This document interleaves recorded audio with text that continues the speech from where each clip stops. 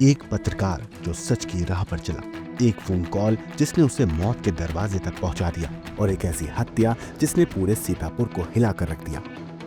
उत्तर प्रदेश के सीतापुर में दिन दिहाड़े गोलियों की आवाज गूंजी और देखते ही देखते राघवेंद्र वाजपेयी की जिंदगी हमेशा के लिए खत्म हो गई।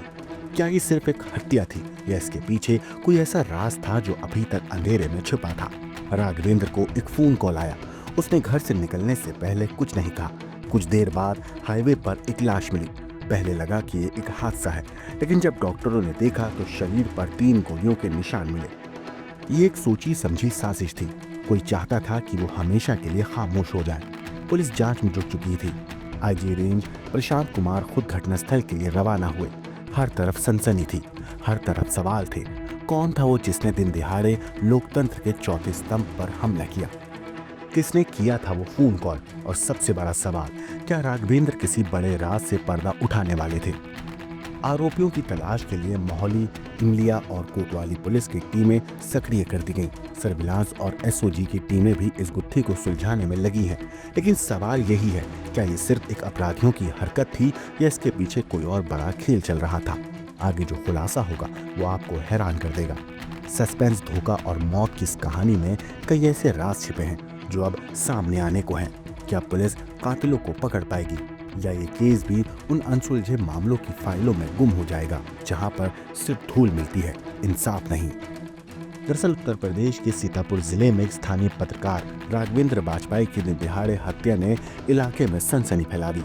इमलिया सुल्तानपुर थाना क्षेत्र में हुए इस हमले में बाइक सवार बदमाशों ने पहले उनकी बाइक में टक्कर मारी और फिर 3 गोलियां दाग दी। घटना से पहले राघवेंद्र को किसी का फोन आया था, जिसके बाद वो बाइक से घर से निकले। कुछ ही देर के बाद लखनऊ दिल्ली हाईवे पर हेमपुर नेरी के पास उनका खून से लथपथ शव मिला। शुरुआत में पुलिस ने इसे सड़क हादसा समझा और शव को जिला अस्पताल भेजा, लेकिन जब डॉक्टरों ने जांच की तो पाया कि उनके शरीर पर 3 गोलियों के निशान थे। इस हत्या के बाद पूरे इलाके में गुस्सा और दहशत का माहौल है। पत्रकारों पर हमला लोकतंत्र के चौथे स्तंभ पर सीधा प्रहार है।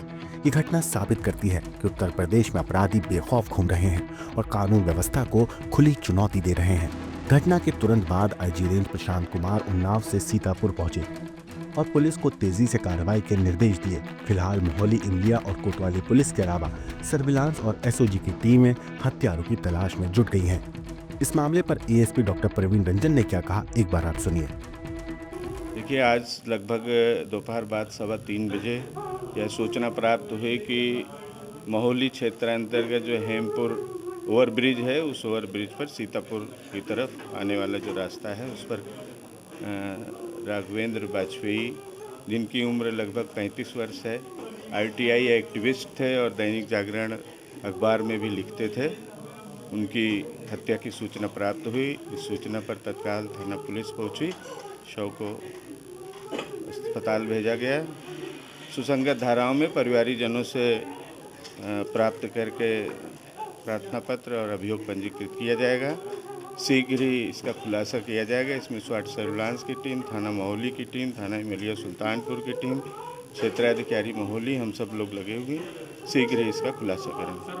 परिजनों का आरोप है उन्होंने खबर छापी थी, उसको लेकर उनके पास फोन आया था, इसके बाद इनकी हत्या कर दी गई। अभी यह विवेचना का विषय है और इसके बारे में भी गहराई से जांच की जाएगी। परिजन जो भी बताएंगे, प्रत्येक तथ्य का अन्वेषण किया जाएगा और उसमें जो भी निकल के आएगा उस आधार पर प्रभावी कार्रवाई की जाएगी। पुलिस ने रिश्तेदारों की तहरीर के आधार पर मामला दर्ज किया है, लेकिन बड़ा सवाल यह है कि आखिर किसने और क्यों राघवेंद्र वाजपेयी की हत्या करवाई? पत्रकारों की सुरक्षा के लिए क्या कदम उठाए जाएंगे? क्या इस हत्याकांड के पीछे कोई बड़ा षड्यंत्र छिपा है?